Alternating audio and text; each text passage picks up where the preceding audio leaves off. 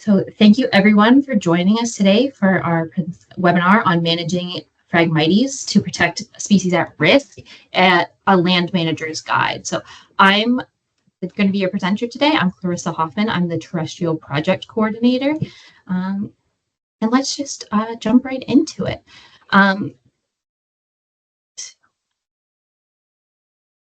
So who are we? We are the New Brunswick Invasive Species Council. We're a nonprofit organization with the mission to protect New Brunswick's environmental, economic, and recreational interests from the threat of invasive species.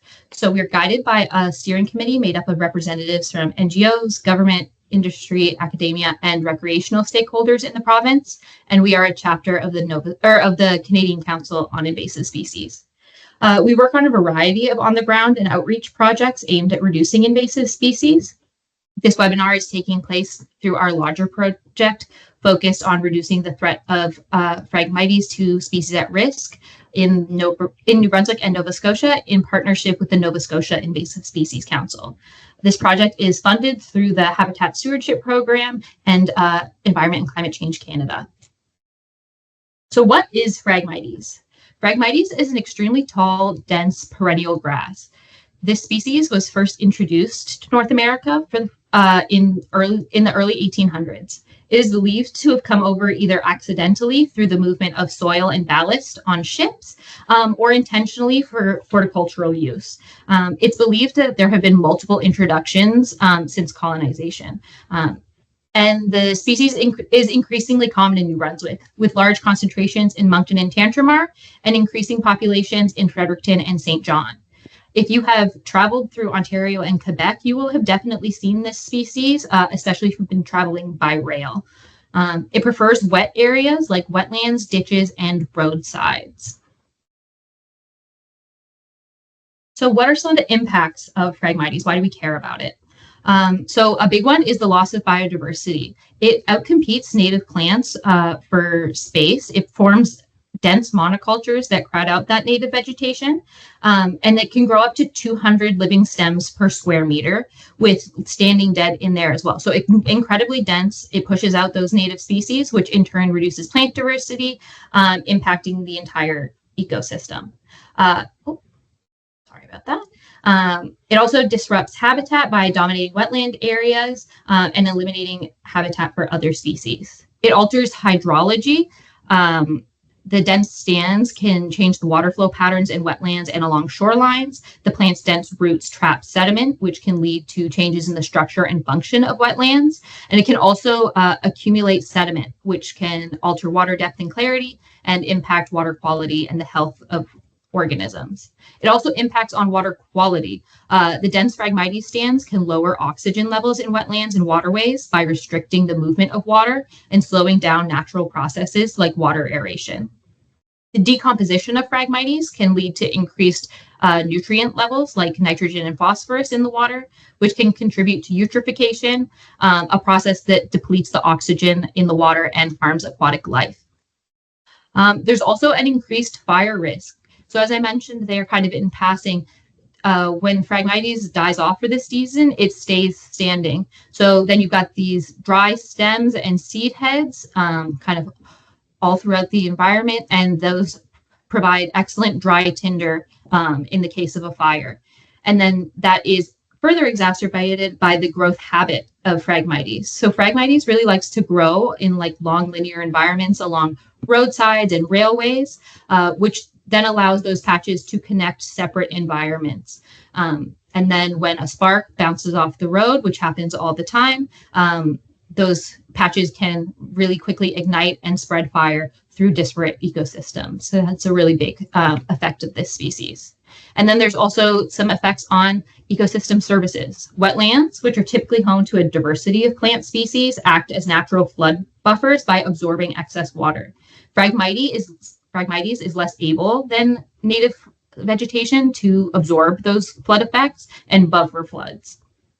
Similarly, healthy wetlands store a lot of carbon, and Phragmites is less able to store carbon than those emergent vegetation types.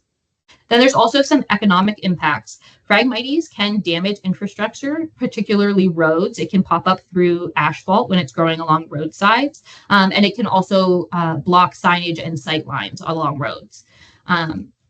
There can be effects to recreation and tourism values, specifically property values along cottages and stuff. When sight lines and shorelines are covered with Phragmites, it can reduce the property value. There's impacts on agricultural values when Phragmites grows into cropland and starts impacting those crop yields. And then there's a cost of control. So trying to mitigate all those other effects can be quite costly. Either through herbicide application, mechanical removal, or other kind of management activities. And then finally, there's the threat to native species. Invasive Phragmites can directly threaten species that rely on native plants, including endangered and threatened species. Its spread can lead to the decline in populations of these species. Phragmites can and does directly impact some species at risk right here in New Brunswick. Some examples are the piping plover. This small shorebird prefers open sandy beaches free of dense vegetation for nesting, and Phragmites can overtake these areas and reduce the area of suitable habitat. These guys tend to live in along salt beaches, and Phragmites doesn't prefer saltwater habitats, but it can survive in salt marshes and other areas where there is freshwater intrusion, so it can survive and overtake piping plover habitat and make it less suitable. Similarly, turtles. All turtles in New Brunswick can be negatively impacted by Phragmites, not just the endangered ones. But some examples, the eastern painted turtle, snapping turtle, and wood turtle all have habitat requirements that could adversely be affected by Phragmites. Phragmites forms those dense monocultures that displace native vegetation and alter water conditions, which can disrupt turtle movement, foraging, and thermal regulation, ultimately reducing the quality of the breeding and overwintering habitats. So just a couple of examples to help people conceptualize those problems. So for example, the really dense vegetation of Phragmites can restrict the movement of turtles trying to move through the wetland. They can actually become trapped in the stems because they are so dense and are unable to escape. So that's one way that it affects turtles. Another way is reducing sun penetration to the ground and affecting their thermoregulatory abilities. So when less sun is reaching the earth, these cold-blooded animals are less able to warm themselves, which negatively affects them.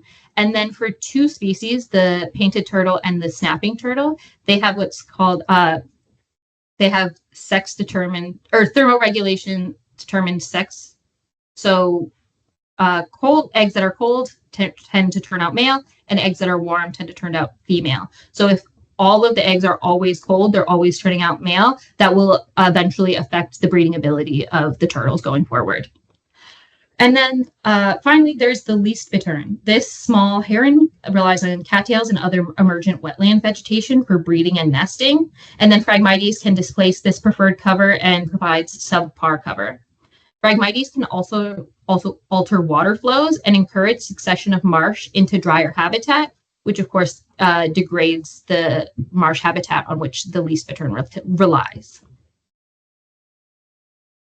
So how to identify it? It's very easy to recognize on the landscape. It grows extremely tall, between 3 and 5 meters, so 12 to 15 feet. But in New Brunswick, it's actually generally seen to be 2 to 4 meters or 6 to 12 feet. There is some speculation that that has to do with subpar growing conditions here in New Brunswick, whether it's still a bit too cold or we don't have a long enough growing season compared to Ontario and Quebec, where it grows to that full size. No one's really sure, but that's kind of what people think so far. The leaves are long and land-shaped with smooth, sharp edges that tightly adhere to the stem as a sheath. So if you were to imagine you're holding a stem of Phragmites by 2 leaves, if you were to pull on the leaves, it would be hard to get them to separate from the stem. They're really stuck on there and wrapped around the stem. That's a really important distinctive feature when trying to differentiate it from native Phragmites. I'm going to talk about that a little bit in the next section about lookalikes. The stems are solid green, hollow, and very sturdy. They're rough to the touch with a dull appearance. So if you were to roll it into your fingers, you'll feel little ridges. And then again, solid green, the native one oftentimes has red at the base. So that's another distinguishing feature.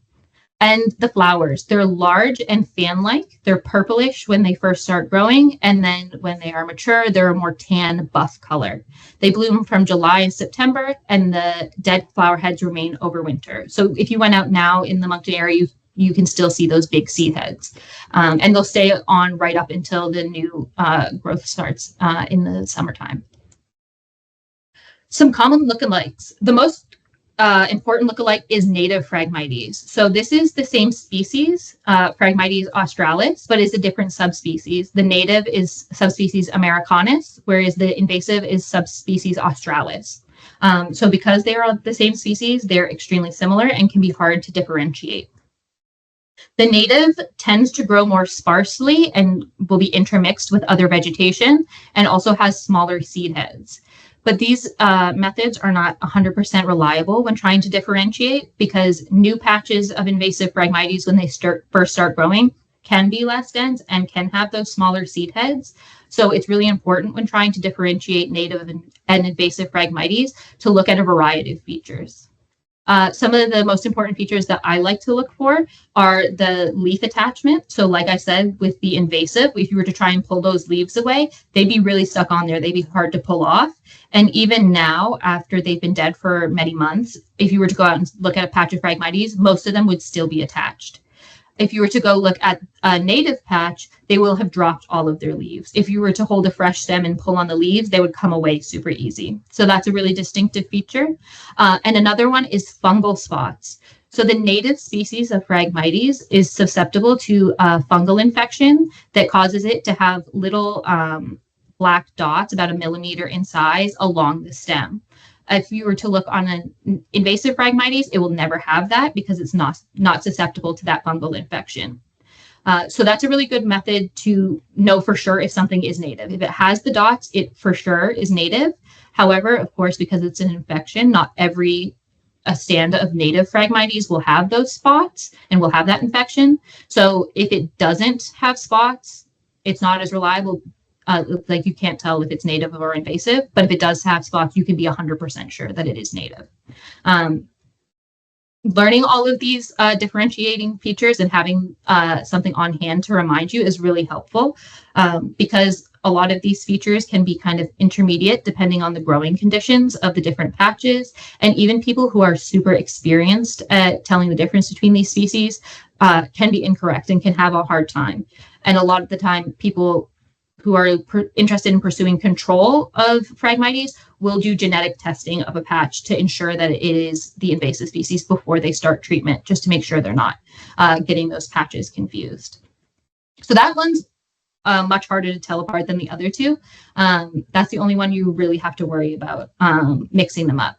Reed canary grass is a similar looking species. It is also invasive, but it's much, much smaller. The only time you'd really have to worry about mixing these species up is really early in the growing season when everything is still small. But within a few months, Phragmites will already be much taller than reed canary grass could get in the entire growing season. So it's pretty simple to tell them apart. Also with the flower heads, they're pretty distinctive. It has that similar inflorescence, but it's going to hold its seeds much closer to the stem and have a slenderer seed head, whereas the Phragmites holds its seeds further away from the stem and is a little more floppy. Similarly, brome grass, you're only really going to have to worry about that early in the season, because late in the season, the size alone will tell you the difference. A good way to tell apart this and Phragmites is the strength of the stem. So if you were to go try and bend this over, it would bend over super easy. Whereas Phragmites has those really rigid stems, it wouldn't be as easy. You'd have to put some real heft into trying to snap the stem. So that's an easy way to tell these two apart. How does it spread? So as some of you might know, the hotspots right now are around the Moncton and Riverview area, reaching out into Tantramar and into the Chignecto Isthmus area. It spreads primarily through underground rhizomes and above ground stolons, with a little bit of spread through seed. And that's one of the reasons that it is so successful as an invasive species, is it has multiple modes of reproduction. So this first image you see is a stolon. So that is an above ground stem that grows out laterally along the ground and is putting up all those new shoots. So as you can see, each of these little shoots was starting a new plant, and each of those plants will put down roots. Once those plants have started, that stolon can be severed from the parent plant, and those new plants will continue to grow. So that's a big way that it spreads out from the original parent plant. And in the second photo here, you can see the rhizomes. So rhizomes are underground stems that can send out shoots from the parent plant. So pretty similar, but this is happening underground. New plants can grow from rhizomes that have been broken away from the parent plant. So as you can see here in this image, rhizomes, like the earth can be eroded away by wave action, and the rhizomes can be broken off. And then when those float downstream somewhere, it can pop up a new plant. So that's a big way that it gets spread around. This plant does spread by seed, but that is much less common. Research has shown that the plants primarily reproduce by seed, mainly to maintain internal patch diversity, but most spread is happening either through stolon or rhizome, not by seed. As you can imagine, these multiple modes of reproduction make it super easy for humans to spread this species. Just as a thought exercise, you imagine an ATV driving through a wetland, you can think of some of the ways that this could be spread. So if that stolon were to get attached to the front bumper and get carried 50 feet, that's a new plant. Tires turning up the dirt, digging up these rhizomes and sending them spraying, that can start new plants. Again, pieces getting picked up and carried in tires. If an ATV were to even hit a patch of Phragmites and just send the seeds flying, there's a million ways that humans are moving Phragmites, and we are the primary source of its spread. Other invasive species can spread kind of naturally on their own, but this one is majorly moved by people. So because it's majorly moved by people, it means that there's a lot of ways that people can reduce the spread. So one of the major ways that we can reduce spread during work operations is to plan ahead. Whenever you're planning to do any kind of work, it's important to take invasive species considerations into those plans. So knowing if and what invasive species are present on a site, what type of activity is being planned, and the time of year are all super important considerations in planning for invasive species work. Work should be planned to start in the least infested area, moving towards the most infested area to reduce the chance of infesting uninfested areas, and to minimize disturbance wherever possible. Work should also be planned considering the life history timing of whatever species is identified on a site. So, for example, cutting and mowing Phragmites early on in the growing season can cause it to grow very vigorously. It increases the growth. Whereas if you were to mow it later on in the season, it can weaken the plant and prevent it from dropping seed. So knowing when you're planning to do the activity is just as important in knowing what you're going to do. As I mentioned, one of the major ways that Phragmites is spread is through human-mediated transport. Little pieces getting caught on wheels or seeds in boot treads can start new infestations. Therefore, one of the best ways to prevent spread is to clean equipment. Everything from PPE to hand tools to heavy machinery should be regularly checked for invasive species, especially when moving between locations. Even when not moving between sites, equipment should be regularly cleaned to reduce spread within a site.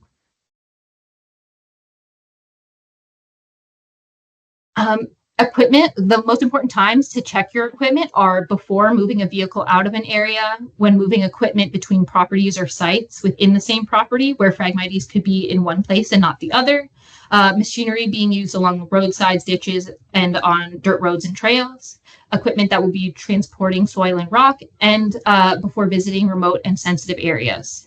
It's important to inspect after working in known invasive species areas, when moving materials that are known to have or could contain Phragmites, or after a major rain event. Where to inspect? When you're inspecting, it's really important to make sure you get into the nooks and crannies anywhere that mud or vegetation could be caught.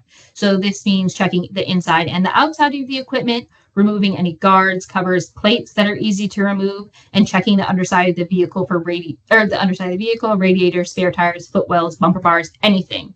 You're looking for any kind of vegetation that's caught up, bits of seeds, any mud that can carry contaminated material as well. So cleaning all of that off. On your person and your PPE, that's going to be a lot simpler, obviously, but just making sure you're brushing off any dirt or seeds that could be on your stuff, your clothing, and paying special attention to your boot treads as somewhere where invasive species seeds can get stuck.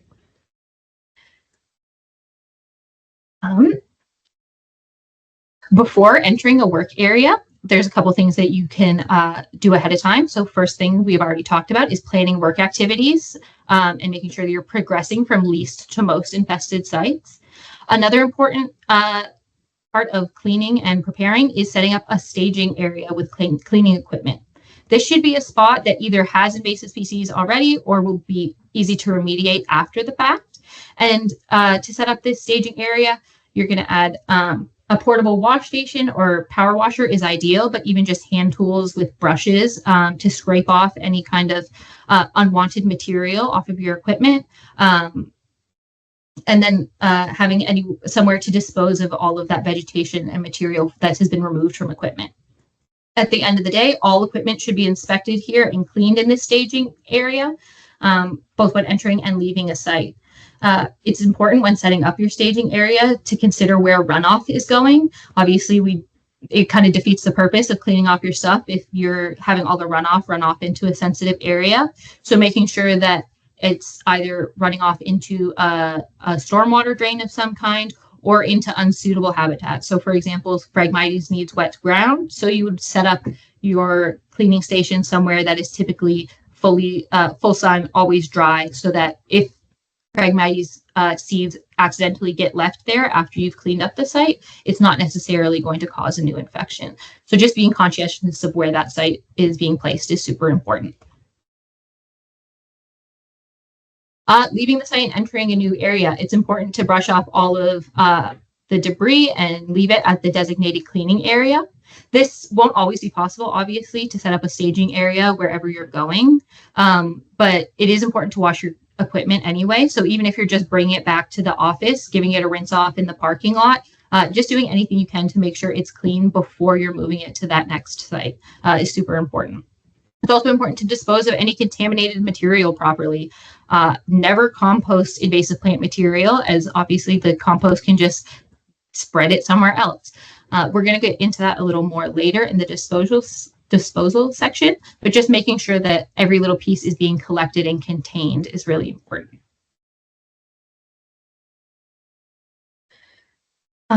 Some specific activities that can aggravate Phragmites are mowing and digging. So both of these, if done at the wrong time, can aggravate the plant and kind of lets it think that it's being attacked and that it should grow more. So you want to avoid doing that whenever possible, especially if you're not planning to do any management. I wouldn't dig around it or mow around it unless you have a plan to deal with it, because otherwise you're just encouraging it to grow. As I mentioned before, mowing should start in least infested areas and move towards most infested areas, just trying to make sure you're not picking up plant material and moving it to an uninfested site. And then similarly, if you're just moving around a site, moving from the most infested area from the least infested to most infested area within a site is important as well. Grasses should be cut no shorter than 15 centimeters, as this allows for the healthiest grass. It's been shown that when grasses are cut shorter than this, they start to die back, which leaves those big open gaps for Phragmites to move into. When that's not the case, when the grass is healthy and nice and full, there's a lot less available habitat for Phragmites to invade. If Phragmites management is planned, it should be mowed in midsummer to prevent the spread, to prevent it from setting seeds.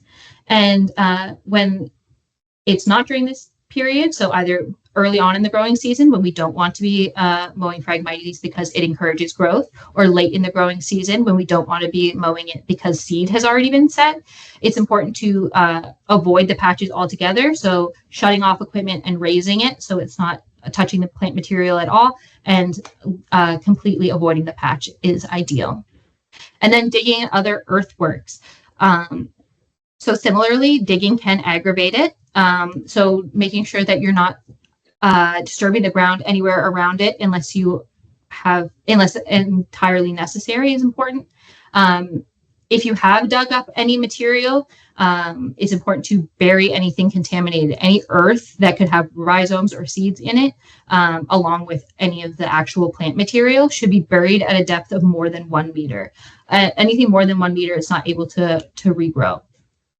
And then any disturbed areas during digging should be restored afterwards. So covered with native plant seeds that can grow quickly and kind of fill in that exposed habitat and close those gaps for Phragmites.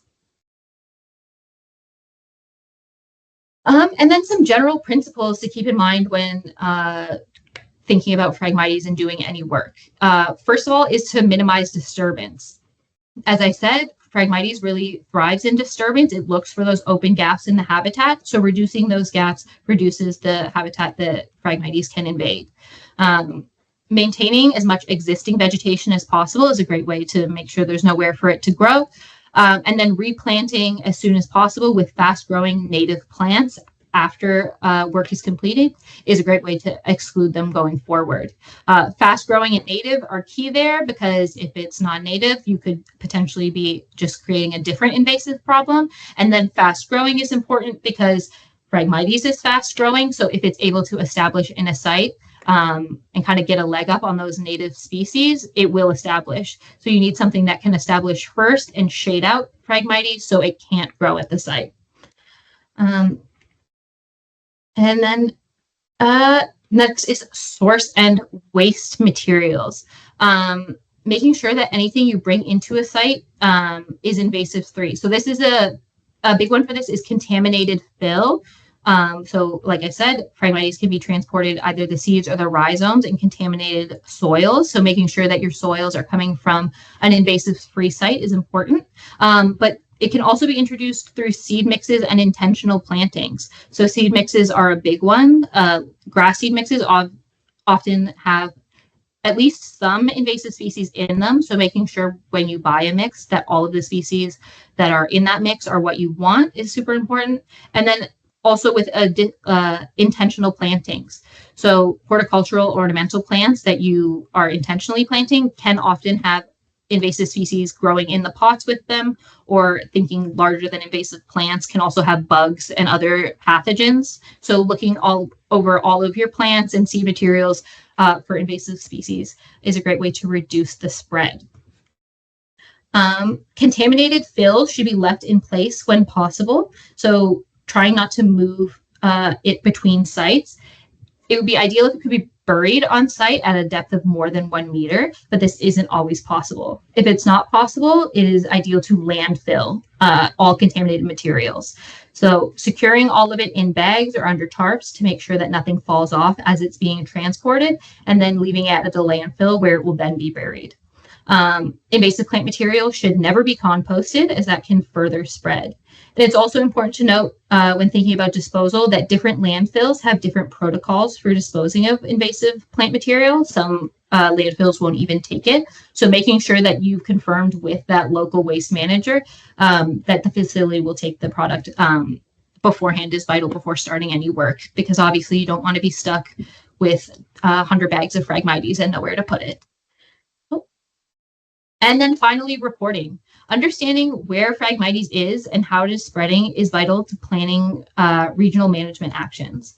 There are only about 4 people working at the New-Brunswick Invasive Species Council, so we can't go out and spot everything in the province. But you folks who are out working in the on the landscape, you're running the roads, you're running the backwaters of this province all summer long. So you guys have a really good chance to be out on the landscape and seeing these patches kind of as they are occurring. So you kind of serve as our front line of reporters and observers. Reports can right now be sent to our reporting email, report@nbinvasives.ca, and they can also be uploaded to iNaturalist. We have a Phragmites project on iNaturalist. So any Phragmites that is observed within the province, it automatically gets pulled into this project. You don't have to do anything, but we will get an alert that a record has been made. So those are two great ways you guys could submit reports to us. And we're also soliciting feedback from partners like you guys about what mapping tech might be suitable to share this information and have it available more widely. We're looking at ArcGIS projects, products like Survey 123 or Quick Capture, or potentially Avenza and EdMaps. So I'd really love to hear everyone's feedback on what mapping tools they might already be using that they could easily incorporate invasive species onto, or what other platforms might be suitable. But yeah, that's it for my presentation, but I would love to hear everybody's questions. But thank you.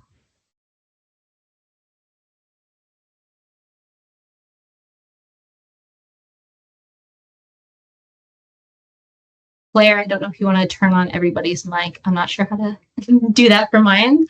Thank you. Yep, I've just made it so that everyone can turn on their mic if they've got questions. Nice. Thank you. So yeah, if anyone has any questions, feel free to raise your hand or drop it in the chat. I'd be happy to answer them.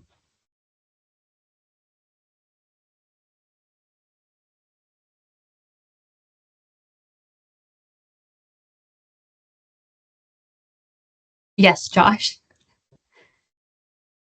I was waiting a second to see if there was any specific questions about Phragmites. That was good. I really appreciated that and got to come away with some ideas.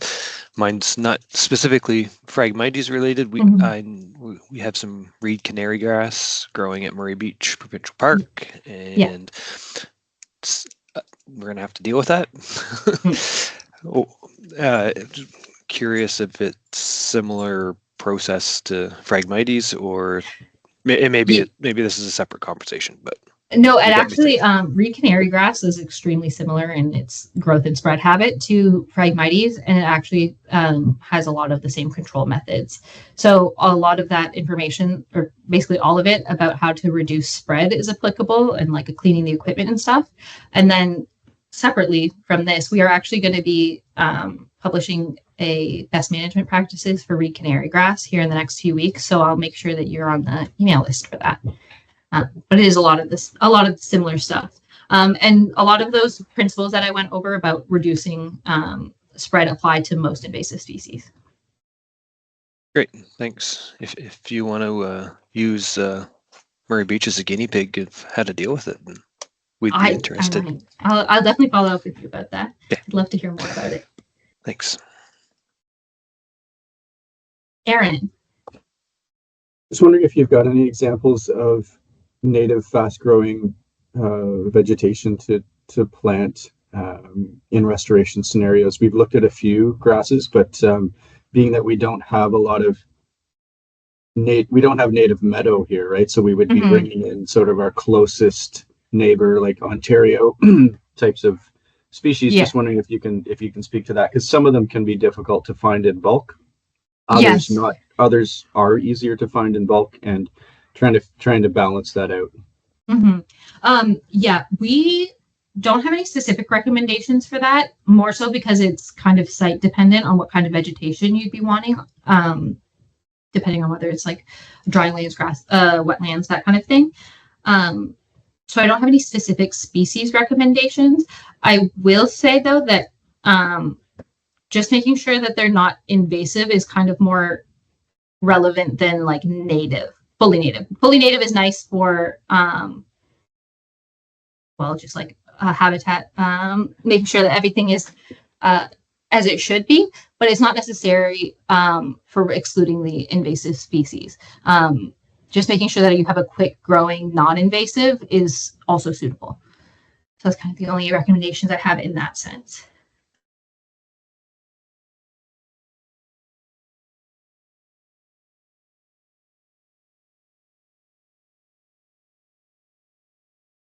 Anybody else?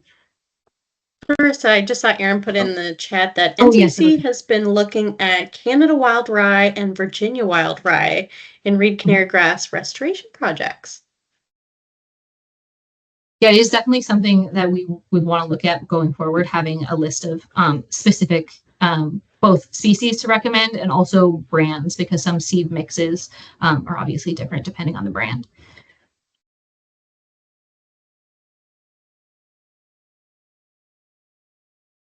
Yeah. Do you have any other questions? Oh, yeah. Go ahead, Aaron. I apologize if you've answered this, but I had to step out for a minute. So just wondering if you can summarize, like, what is our biggest challenge right now? Like, we're not at the stage of Quebec and Ontario necessarily, but we don't want to get there. So apologize again if you already summarized this, but what's our biggest challenge right now to getting ahead of this? Yes. Well, I think that there are a lot of challenges right now. We're getting better about the information piece. That was a previous challenge where we just didn't know where it was and how much of it there was. We're getting a lot better about that. We've done quite a few projects in partnership with NCC, as you know, but with others about mapping Phragmites. So we have a pretty good idea of where it is right now. But then there's no kind of impetus for it. There's no control, and there's been limited action about reducing spread. So I think having a defined method for removal and a strategy about how we're going to do removal within this region is going to be important. And then also doing more outreach, both to the public and to specific like government stakeholders and others, to get people to actually care about it. Those are the two things I see as like major right now, but there are a lot of factors. And conversely, I guess, to flip that over to a positive approach, what do you think is the biggest opportunity we can capitalize on as a collaborative or as individual organizations to I start think overcoming those? The biggest opportunity is that a lot of people are interested in it. Both here in the region, there's a lot of organizations who are really interested in starting to do work. There's just like a lot of people with no idea of where to point their effort. So if we can have a defined idea of like where we're going, there's a lot of energy behind getting us there. And then more widely, people have been working on Phragmites in Ontario and Quebec and in the States for a really long time. So there's people with a lot of experience, a lot of knowledge, and a lot of enthusiasm who are really willing to work with us to prevent it from becoming the case in Ontario. So I think the people power is really the opportunity. Awesome.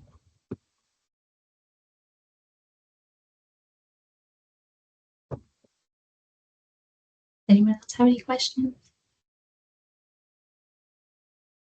Maybe I'll just jump in for a second, Clarissa, just to speak a little bit to the outreach.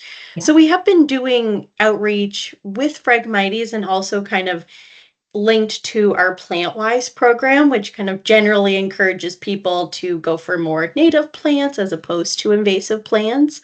And we have had a few cases where people are selling it horticulturally. So we've had a case where someone was selling it in bouquets at one of the markets here in Fredericton. And we did have a local retailer that was also selling reed canary grass at kind of a kind of agriculture retailer. So, and luckily they did take it down. So I think too, there is still a lot of opportunity for, our partners to also kind of help also assist us with that outreach.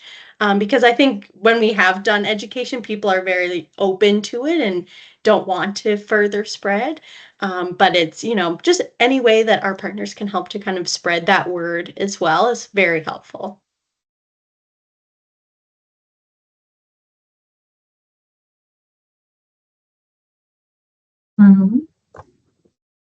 If no one has any more questions, we can maybe call it and give you the rest of your lunch hour back. But I would really appreciate if anyone has any questions going forward. You can email me at clarissa.hoffman@nbinvasive.ca, and I would really love to answer any questions about Phragmites, or if you want to talk about projects about Phragmites or really any other invasive species stuff, drop me a line. I would really love to hear from you guys.